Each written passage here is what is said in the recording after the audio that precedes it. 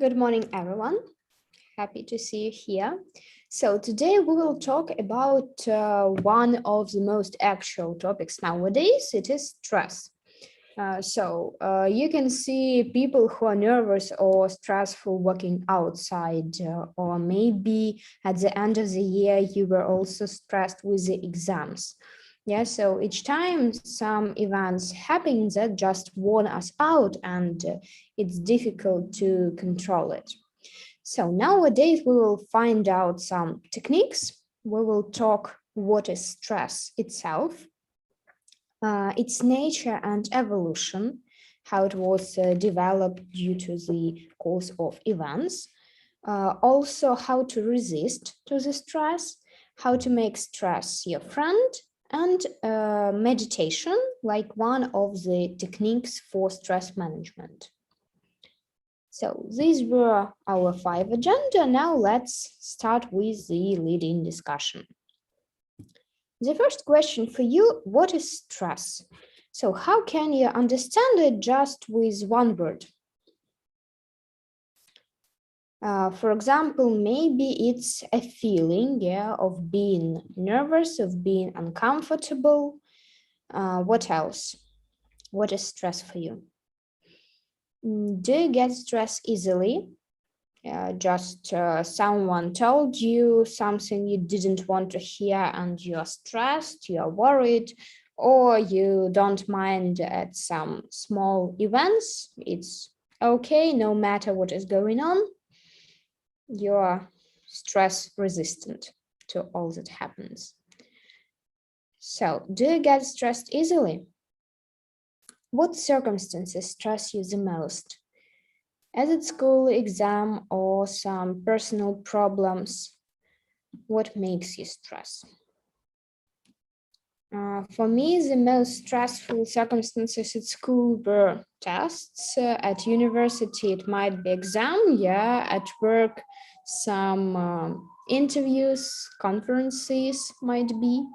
So what circumstances stress the most for you? So Yaroslav mentions that 50-50, sometimes you're stressed, sometimes not, okay. Are you stressed about anything now? And if yes, what is it? Or you just have your holidays, enjoy your summer, and not stressed?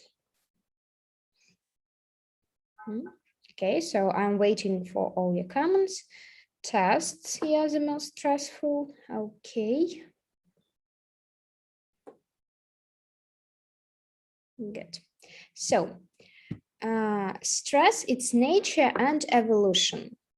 We will start with discussing the notion of the stress, the definition. Stress is a feeling of strain and pressure. What is strain? Strain, it's like tension, when you are worried, when you are under some problems and the rest. This is strain. Good. So here you might see Walter Cannon on the slide. In 1915, an American psychologist, Walter Cannon, was the first to use the term stress.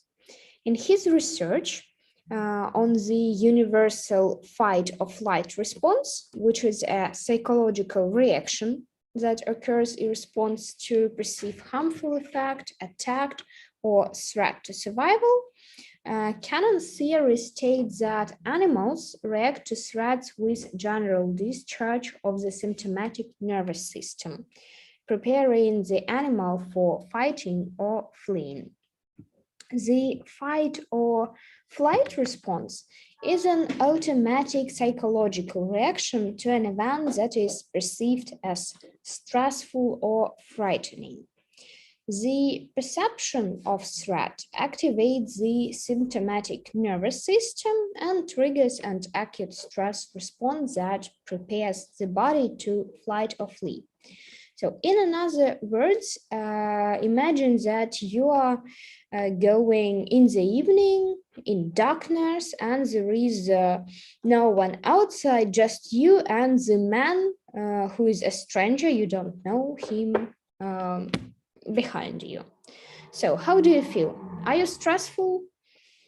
Yeah, maybe yes. So you might be afraid at when we're talking about fight or flight. If you're ready to fight, it means that you are bold, yeah, and you can cope with everything without worried about it. So if you are not, you're still nervous about it, and you just started to go faster or maybe even right, that is mean flight. Now let's move forward to Hansel. In 1936, a Hungarian Canadian endocrinologist Hansel, who is now called the father of stress. Why do you think he's the father of stress? What might it mean? So it means that he divided stress into two types. So the first one is eustress, it means good stress, and second one is distress, bad stress. After 40 years of studying stress and stress adaptation in his book was published in 1976, and the following conclusions were made in it. So you might see it on the next slide. The first one, stress is the non-specific response of the body to any demand for change. What does it mean? Non-specific response of the body. So this means that when you are in a stressful situation, it's difficult to control your action. So you never know what you will do next. And the response of it might be random, so unknown or just spontaneous. Next one. Stress-wise, however, the fact is that it doesn't matter whether the situation is pleasant or unpleasant. So it means that you might be stressful at any situation, both pleasant and pleasant. What counts is the intensity of the demand it places on the individual to readjust. During the stressful situation, it might happen that you don't know how to react to it, and the time of your reaction might be fast, yeah, or slow. Here on the slide, the axiom is presented. Goldstone axiom was coined in 1952 by another American scientist, Bernard Goldstone. He developed SEAL theory on adaptation energy, so improved it a little bit and look at it from another side. The energy a human body produces and uses in order to handle stress. Goldstone axiom can be summarized in 3 simple points. So they are all presented here. The first one is adaptation energy can be created, though the amount of this energy is lower in older age. So when you're younger, it's easy for you to get this energy and adaptate to the things around you. That can also be stored as adaptation capital, though the storage capacity has a fixed limit. So you can't store this energy all the time. Definitely you need to lose it, and it's impossible to get it always. Next one. If a person spends her adaptation energy faster than creates, he or she will have to draw on his capital reserve. When this is exhausted, a person dies. So this one is represented here. On the first diagram, you might see the alarm and resistance and exhaustion. The first line that is given, this is resistant to stress. With the time, this line grows and rises fast. So, and we are at the point of resistance, the peak, the highest point here. And as you can't resist all the time, it falls down, and we are at the point of exhaustion or tiredness. Next one, it's stress resistance and time. Yes, they're similar. The difference is that on the second one, normal resistance level is shown here. And the red line, it's bodily organs that were weak before stress are the first to fall. So definitely in the third line here. Next one. Now, based on the theory we have just learned, what are the main conclusions we can make about the stress? So send me comments in chat. What is the main conclusion? What have you learned? And what can you remember? Was there anything new? So I've got your comments, a bit nervous because he theorized about stress and his theory has been chosen as base one. Yeah, that is true. Okay, so what other conclusions can we make?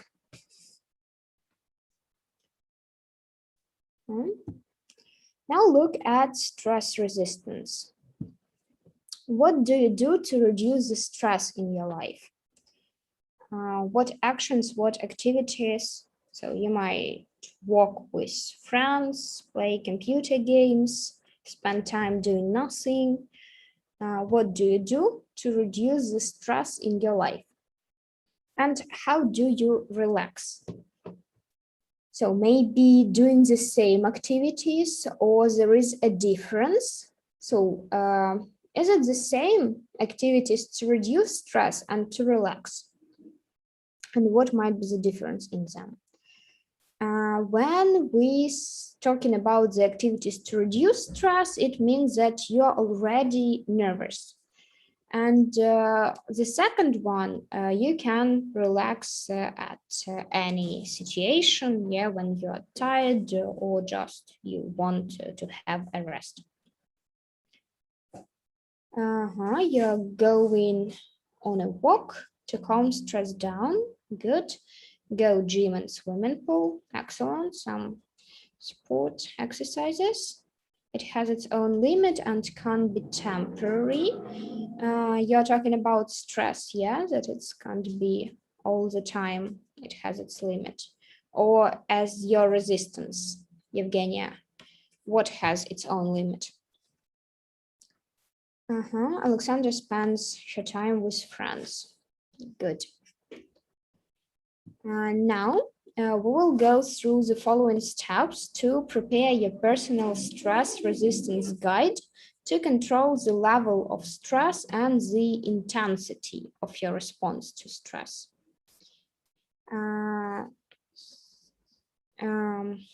So the first step that we should take is remember or imagine a typical stressful situation or a day, a period from your life. So what was it? You've mentioned for the activities, yeah, do something different, doing my hobbies. I think about the reason of the stress, and eat sweets, good, and watch a movie. Yeah, so that's we've discussed how we cope with it. And now type me what was the stressful situation in your life. So for me, I had yesterday's stressful situation when there was a webinar and my neighbors started to drill. So it was impossible to listen to this noise and also to speak. What was your stressful situation, maybe recently or just the most stressful in your life? It might be exams, yeah, or something else.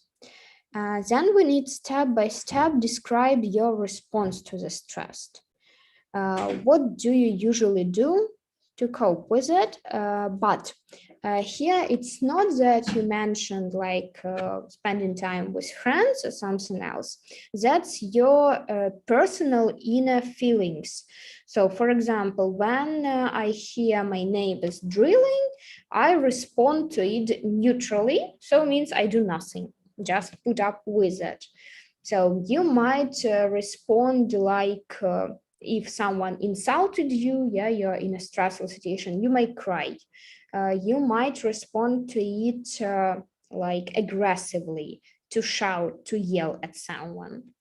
So how do you usually respond in the stressful situation that you mentioned?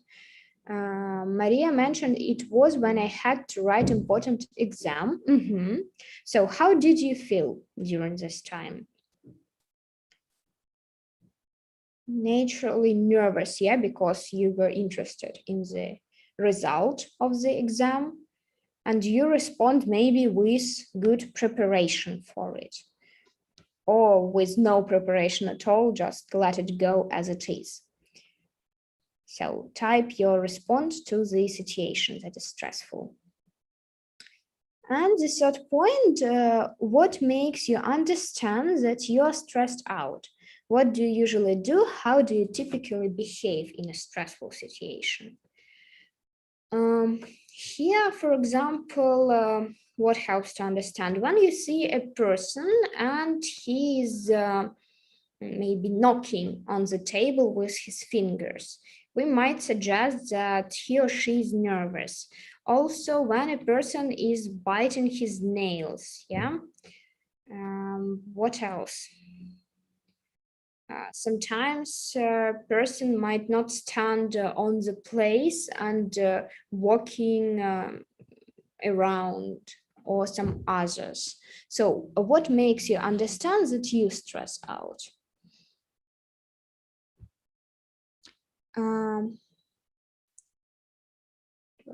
Nervous. Okay. I'm an emotional person, so I usually start crying. Yeah, so also crying might help to understand that you are nervous, definitely. I was worried a little and felt fear when I was writing it. You're talking about the exam. I felt fear of the result. Our team and I found out we had a deadline coming in 20 minutes. We joined a group called and calmed down each other. I become unusually quiet. Yeah, very good strategy to be together, yeah, to have someone who might support you. Excellent. Let's move forward. Here you might see 15 sentences and you need to write down the number, for example, 1, and then letter A for action, F for feeling. But don't forget to send me the number. Yeah, eating sweets, it's definitely the best way to overcome stress. But if you combine it with sport, it would be better. So I'm getting angry. Yeah, the first sentence here. Is it action or feeling? I'm getting angry. If we say I'm angry, this is our feeling. I'm getting angry, this is a process. So it's action. 1A, action. Number 2, I'm getting easily irritated. So this is close to the first, yeah, getting its process. Irritated means nervous, stressed, angry. I'm getting easily irritated. Number 2, it's action as well. Number 3, I start having a headache. So you can start playing computer games and it would be action, but with the headache, you only feel to understand that you have it. That is why third, it's feeling. Number 4, I need to take a break. Do you feel it or it's an action? What is it? I need to take a break. So you are tired. Yeah, you understand that you need this break. It's feeling. For F. Number 5, I take a coffee break. Here, take, it's definitely action, what you do. 6, I'm trying to find the solution. What is it, action or feeling? I'm trying to find the solution. So try, make an attempt. This is action. Okay, don't forget to send me the numbers, not just A or F. Number 7, yeah. I'm breathing out. So how can you understand it? Only when you feel it, that is feeling. 8, I'm thinking of a solution once again. So think, it's a mental process. I'm thinking of a solution. So you do the action. That is why 7, it's A. No, 8, it's A. Number 9, I sometimes yell if alone. So yelling, is it action or feeling? Feeling, it might be loneliness, yeah, but yelling, it's action, to shout, to yell. 10, I sometimes cry. Cry, is it action, feeling? What is it? This is also action. I'm putting myself together. Here you can't do it in a direct meaning. Yeah, just take and put you together. That is why it's feeling, what you do mentally inside you. I'm thinking of a solutions once again, thinking mental process, and we've told that this is action. I come up with at least 2 possible solutions. So come up, it's not the direct meaning, yeah. That is why it's, is it action or feeling? What do you think? So Evgenia sent us that this one is action. Okay, agree, good. 14, I'm breathing out. This one also, no, this is not action, this is feeling. Yeah, we've discussed. Yaroslav is right. 14, feeling. 15, I start to implement the solution I've chosen. Yeah, this one is start to implement, start to do what I decided. It's action. Here, Evgenia is right. Awesome. So now let's move to the step number 2.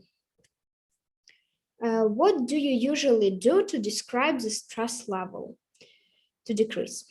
What do you usually do to decrease the stress level? Decrease means to make it lower.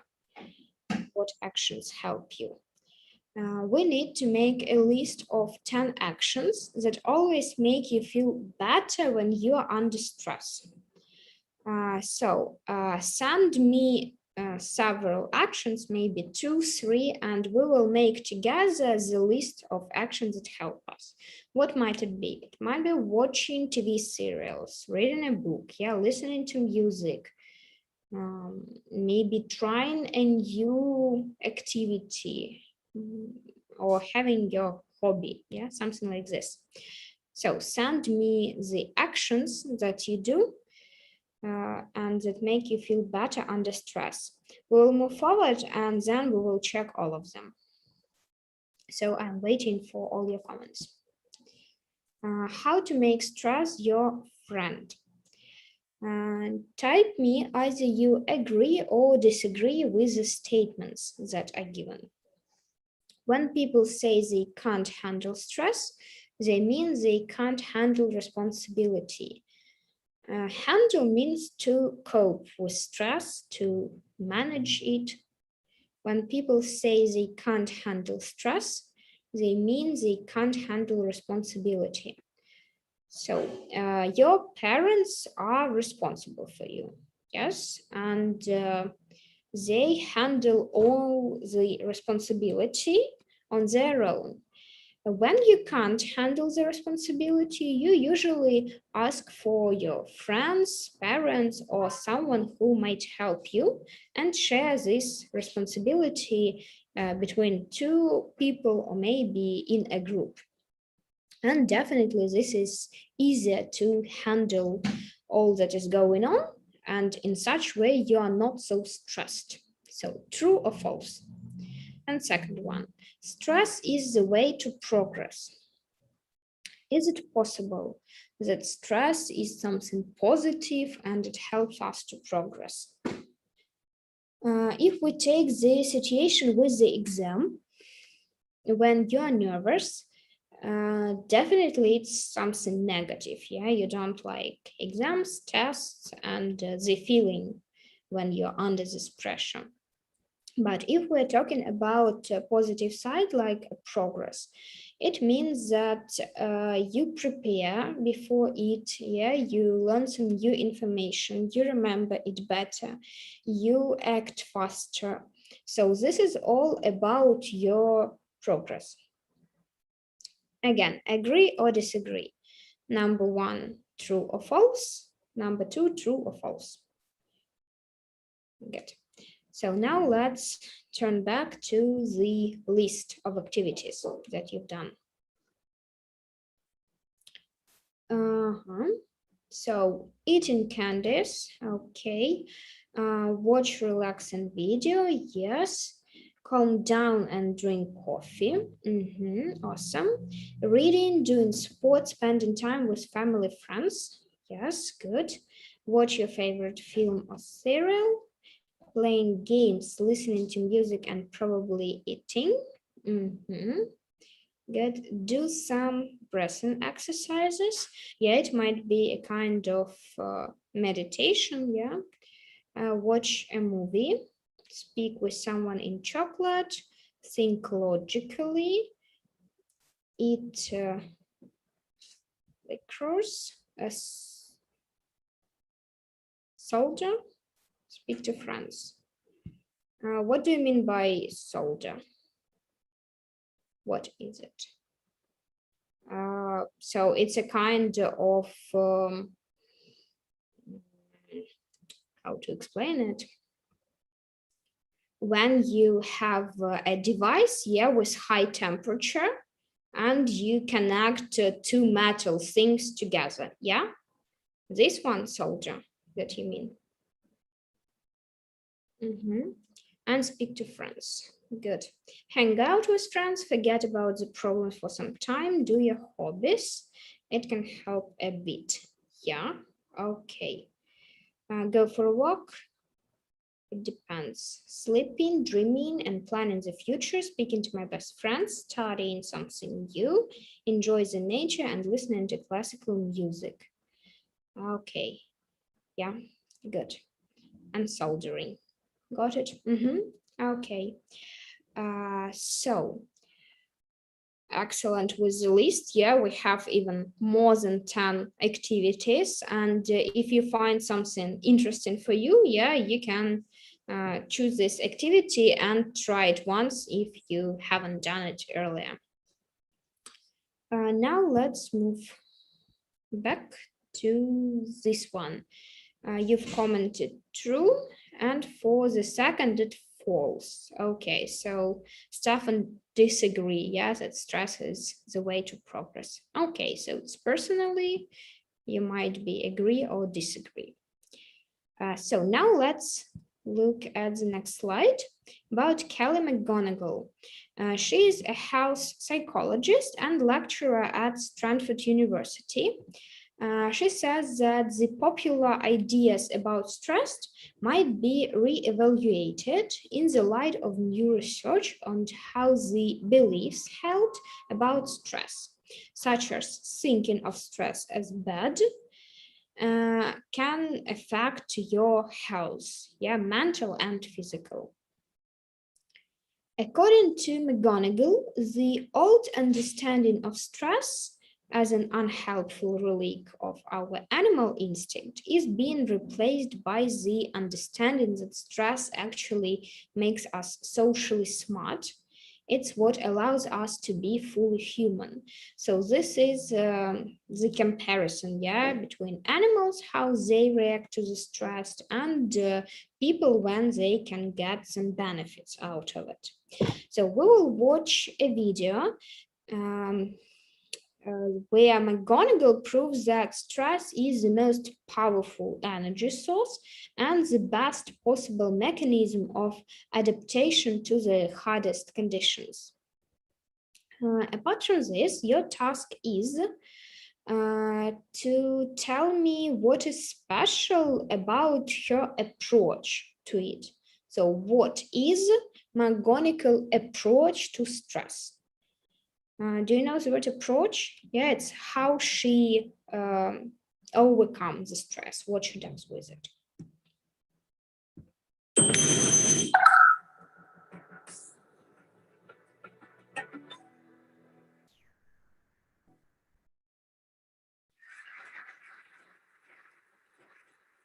I have a confession to make. But first, I want you to make a little confession to me. In the past year, I want you to just raise your hand if you've experienced relatively little stress. Anyone? How about a moderate amount of stress? Who's experienced a lot of stress? Yeah, me too. But that is not my confession. My confession is this: I'm a health psychologist, and my mission is to help people be happier and healthier. But I fear that something I've been teaching for the last 10 years is doing more harm than good, and it has to do with stress. For years, I've been telling people stress makes you sick. It increases the risk of everything from the common cold to cardiovascular disease. Basically, I've turned stress into the enemy. But I've changed my mind about stress. And today, I want to change yours. Let me start with the study that made me rethink my whole approach to stress. This study tracked 30,000 adults in the United States for 8 years. And they started by asking people, how much stress have you experienced in the last year? They also asked, do you believe that stress is harmful for your health? And then they used public death records to find out who died. Okay, some bad news first. People who experienced a lot of stress in the previous year had a 43% increased risk of dying. But that was only true for the people who also believed that stress is harmful for your health. People who experienced a lot of stress but did not view stress as harmful were no more likely to die. In fact, they had the lowest risk of dying of anyone in the study, including people who had relatively little stress. Now, the researchers estimated that over the 8 years they were tracking deaths, 182,000 Americans died prematurely, not from stress, but from the belief that stress is bad for you. That is over 20,000 deaths a year. Now, if that estimate is correct, that would make believing stress is bad for you the 15th largest cause of death in the United States last year, killing more people than skin cancer, HIV, AIDS, and homicide. You can see why this study freaked me out. Here I've been spending so much energy telling people stress is bad for your health. So this study got me wondering, can changing how you think about stress make you healthier? And here the science says yes. When you change your mind about stress, you can change your body's response to stress. Now, to explain how this works, I want you all to pretend that you are participants in a study designed to stress you out. It's called the social stress test. You come into the laboratory and you're told you have to give a 5-minute impromptu speech on your personal weaknesses to a panel of expert evaluators sitting right in front of you. And to make sure you feel the pressure, there are bright lights and a camera in your face, kind of like this. And the evaluators have been trained to give you discouraging nonverbal feedback, like this.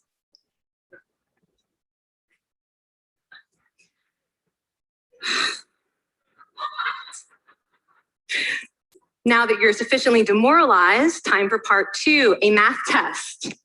And unbeknownst to you, the experimenter has been trained to harass you during it. Now, we're gonna all do this together. It's gonna be fun for me. Okay. I want you all to count backwards from 996 in increments of 7. You're gonna do this out loud as fast as you can, starting with 996. Go. Go faster. Faster, please. You're going too slow. Stop, stop, stop, stop. That guy made a mistake. We're gonna have to start all over again. You're not very good at this, are you? Okay, so you get the idea. Now, if you were actually in this study, you'd probably be a little stressed out. Your heart might be pounding, you might be breathing faster, maybe breaking out into a sweat. And normally we interpret these physical changes as anxiety or signs that we aren't coping very well with the pressure. But what if you viewed them instead as signs that your body was energized, was preparing you to meet this challenge? Now, that is exactly what participants were told in a study conducted at Harvard University. Before they went through the social stress test, they were taught to rethink their stress response as helpful. That pounding heart is preparing you for action. If you're breathing faster, it's no problem. It's getting more oxygen to your brain. And participants who learned to view the stress response as helpful for their performance, well, they were less stressed out, less anxious, more confident. But the most fascinating finding to me was how their physical stress response changed. Now, in a typical stress response, your heart rate goes up and your blood vessels constrict like this. And this is one of the reasons that chronic stress is sometimes associated with cardiovascular disease. It's not really healthy to be in this state all the time. But in the study, when participants viewed their stress response as helpful, their blood vessels stayed relaxed like this. Their heart was still pounding, but this is a much healthier cardiovascular profile. It actually looks a lot like what happens in moments of joy and courage. Over a lifetime of stressful experiences, this one biological change could be the difference between a stress-induced heart attack at age 50 and living well into your 90s. And this is really what the new science of stress reveals, that how you think about stress matters. So my goal as a health psychologist has changed. I no longer want to get rid of your stress. I want to make you better at stress. And we just did a little intervention. If you raised your hand and said you'd had a lot of stress in the last year, we could have saved your life. Because hopefully the next time your heart is pounding from stress, you're going to remember this talk and you're going to think to yourself, this is my body helping me rise to this challenge. And when you view stress in that way, your body believes you and your stress response becomes healthier. I mean, this is kind of amazing what you're telling us. It seems amazing to me that a belief about stress can make so much difference to someone's life expectancy. How would that extend to advice? Like if someone's making a lifestyle choice between, say, a stressful job and a non-stressful job, does it matter that which way they go, that it's equally wise to go for the stressful job so long as you believe that you can handle it in some sense? Yeah, and one thing we know for certain is that chasing meaning is better for your health than trying to avoid discomfort. And so I would say that's really the best way to make decisions, is go after what it is that creates meaning in your life and then trust yourself to handle the stress that follows. Thank you so much, Kelly. Thank you. It's really cool.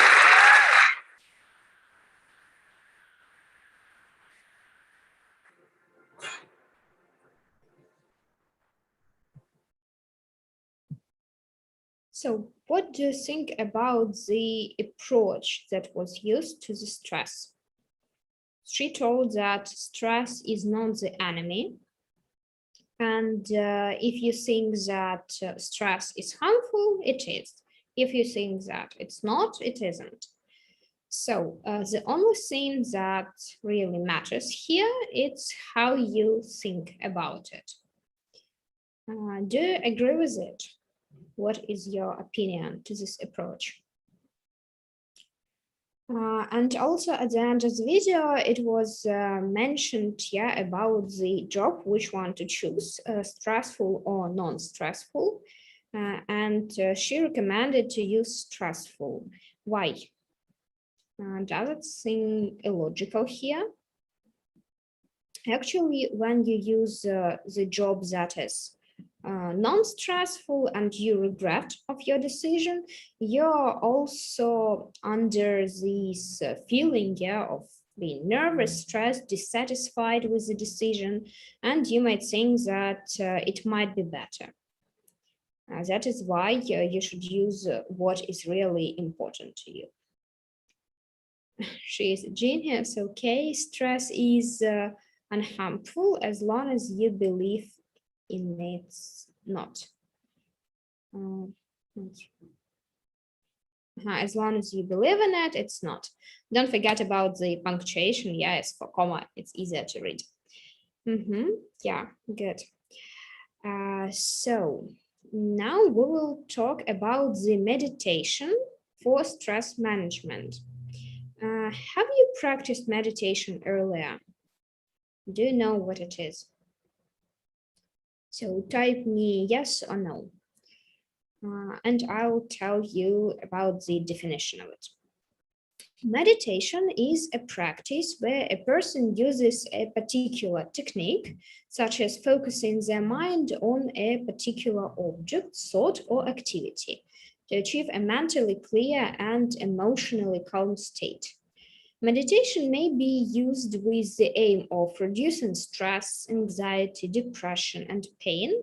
Also, it might help to increase peace, self-concept, and well-being. Meditation is an ancient practice, but scientists are still discovering all of its benefits. Since the 19th century, it has spread from its origins to other cultures, where it is commonly practiced in private and business life. So also some of you practice it on your own, yeah, but mostly commented, no, you haven't. Yeah, stress, because stressful one of trains you to overcome the stress and get out of your comfort zone. Definitely, it's get you out, but when you overcome this situation, yeah, it also brings some benefits to you and your personal growth. So for those who practice the meditation, you maybe have some ideas how many types of meditation exist. And let's try to guess it. Send me the number of the techniques or types that exist in our world and how many do you think there are? And then I'll tell you the correct answer. Meditation counselor Paul Chunak writes, when engaging in meditation, the frequency of your practice is more important than the length. Meditation for as little as 5 to 10 minutes a day consistently has been found to be more beneficial than doing it for an hour once a week. So this approach works for everything that you learn. For example, if it's language, yeah, let it be English. You can spend just 5 minutes each day or 5 hours during or in a month. And definitely the first one is better when you do it regularly with a short period of time. So as for your comments, Evgenia, I suppose that it's 3, so a little bit more. Today we will look at 2 techniques, but there are more than 2 and more than 3. It's actually 100. So Stefan would be right if there wouldn't be number 1 at the end. Not 1001, just 100, around this number. So now we are going to watch a short video instruction for 2 simple meditation methods, and then we will try to practice it a little bit. We have all kinds of ideas about meditation. But what's meditation really? And why bother? Well, for one thing, meditation has many benefits. Scientific research has shown that it can actually increase your happiness and your well-being. It can improve your concentration. It can help with depression and anxiety. It can even boost your body's immune system and reduce high blood pressure. But on a deeper level, meditation is really a process of getting to know your own mind. It's a way of coming to understand and work with your mind so you can get the best out of it. Meditation is not about sitting in a blank state without thinking of anything at all. It's not about blissing out in a state of peace and openness. And it's not about struggling against your thoughts and emotions, blocking them, or trying to make them go away. The actual practice of meditation is really very simple. All you have to do is sit upright in a comfortable and relaxed position.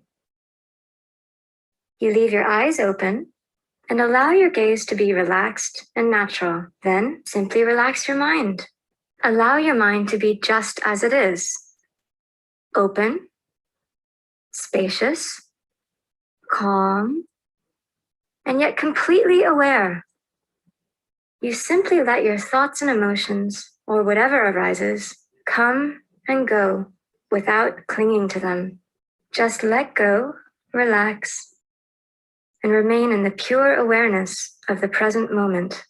When we allow our mind to settle in its own natural peace, when you first begin to sit, you may find that you're easily distracted and your mind gets carried away by all kinds of thoughts and emotions. There are many different methods that we can use to help the mind stay calm and focused. One of the simplest methods is watching the breath. With this method, you don't need to change your normal way of breathing in any way. As you sit comfortably, gently bring your attention to the natural flow of your breath. As you breathe out, simply know that you're breathing out. And as you breathe in, simply know that you're breathing in. There's no need for any running commentary or analysis. There's just pure knowing, pure attention, and pure presence. The main point is to keep your attention lightly focused on the out-breath. If you find that your mind drifts off and you get lost in daydreams, that's no problem. Just recognize that you're distracted and bring your attention gently back to your out-breath. The idea is not to become fixated or tense. The most important is to be mindful of your breath, aware of whether you're distracted or not, and to simply remain spaciously. Another method you can use to settle your mind is to focus your attention on an object. As you sit in meditation posture, breathing naturally, rest your gaze on an object of natural beauty. It can be something that inspires you, or something sacred. Rest your attention lightly on the object. Nothing more than that. You don't need to focus on every detail, or to think about the object. Just keep your focus loose, with just enough attention to hold the bare awareness of the object you're looking at. Then, whenever you recognize that your mind has drifted away from the object, just bring your attention back to it. The key point is simply to allow your mind to rest in a state of non-distraction, in its own natural awareness. Other than that, there's nothing to do. Just leave your mind as it is. And whenever you get distracted, as soon as you notice, just gently bring your mind back to the object you're focusing on. Nothing else is necessary. Even to ask, how did I get distracted, is just another distraction. Just rest, open in the present moment. Gradually, your mind will settle. It will become so relaxed that it rests in itself in the state of non-distraction, which is what meditation really is. So you observed two types of meditation. Which one do you think suits the most to you? The first one, when you don't need to focus or concentrate on something specific, yeah, you just let your minds drift around and everything that comes and go away, it's okay. Or the second way, when you just choose the object you concentrate on and do not allow other things come into your mind. Which is the best way of meditation for you, the first one or the second? So while you're commenting, I'll explain you the home task for the next time. Apart from the platform that you have, you need to make a project. The topic is fun and calming activities to relieve stress. So it might be a picture, maybe a video, whatever you want, presentation, yeah.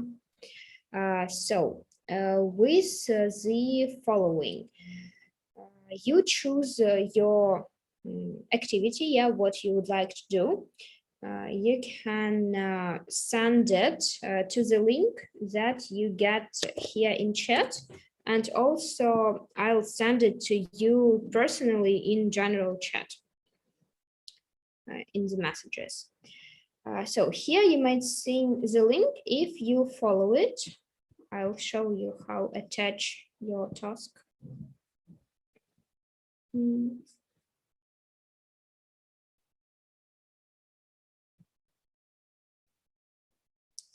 That's it. So this is the folder of your group. Yeah, group number, my name. And here, if you click twice, you might see upload the document. You choose it and then add the picture that you made or maybe something else. Also, it might be the presentation. Or you can just draw it from the desktop here. So it's finished here, and we all can see this picture. So all your presentation might be uploaded here. You have not more than 7 days till the next webinar that we will have on Friday. The topic, I'll show you it again. Fun and calming activities to relieve stress. What activities do you know? For example, you might type 3 tips, yes, 3 activities that help you. Or maybe one, if it's pop-it, yeah, you can upload the picture of it and add some information. Why is it good as a kind of anti-stress? What is it? And the rest. Why do you like using it? So, are there any questions with this task? If everything is clear, please send me plus. If you have any questions, you're welcome.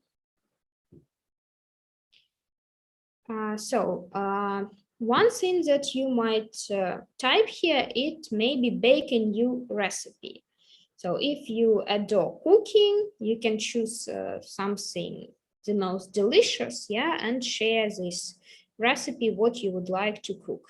Maybe even try to cook it and send a short video of a process or describe it, how you did it, and send us the result. You can try your hand at art. So you don't need to be a professional one, just draw something with sidewalk chalk or with paintbrush, whatever you want. You can even simply color it in a coloring book. So it's up to you. You can complete a puzzle if you like it. And again, send the picture of it, anyone. Maybe you adore some board games. Tell us more about it. Gardening. So think what you really would like to try, and any hobby is important. So your hobby and mental interest influence your health. There is also some recreational activities, yeah, for having fun, and you need to think over time so you fully engaged in the activity that you lost track of the time and forget about everything around you. So this means that you are in the flow, and this activity helps you to relax and you satisfied with what you are doing and devote your time to. So I can see pluses, so no questions for now. Okay, if there are any problems with uploading, this document, so you can type me in private messages. Good. Now we will listen to a music and try to meditate for 1 minute. There is question. Okay, happy to know that it's helpful for you. Nice. So let's try to practice it a little bit. I'll show you music and video.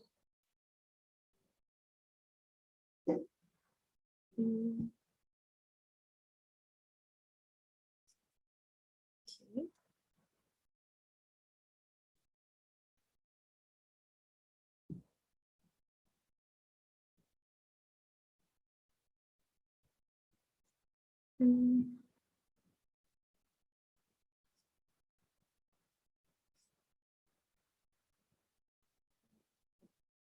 So you have 1 minute. Decide the technique, which one you like, the first or the second. Either try to concentrate on something specific or do not concentrate on anything at all, and just try to follow the ideas that come to your mind.